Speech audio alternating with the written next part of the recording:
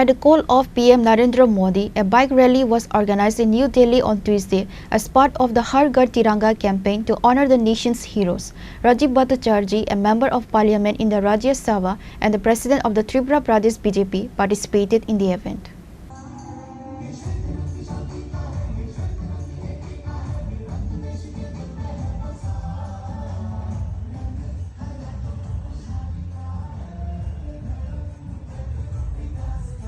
The rally went from Bharat Mandapam to the Major Dhyan Chand National Stadium. Speaking at the rally, Bhattacharjee stated that the event was organized to promote the Har Ghar Tiranga initiative. He also urged everyone to join the campaign and hoist the national flag at their homes to pay tribute to the country's martyrs.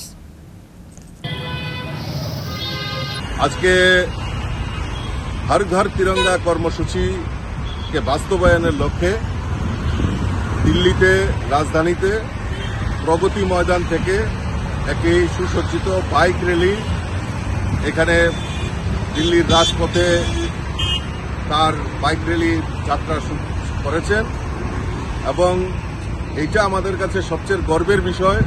আমাদের যে আন বান শান আমাদের এই তিরঙ্গার মানকে অক্ষুণ্ণ রাখার জন্য হর ঘর তিরঙ্গা উদযাপন করা হচ্ছে।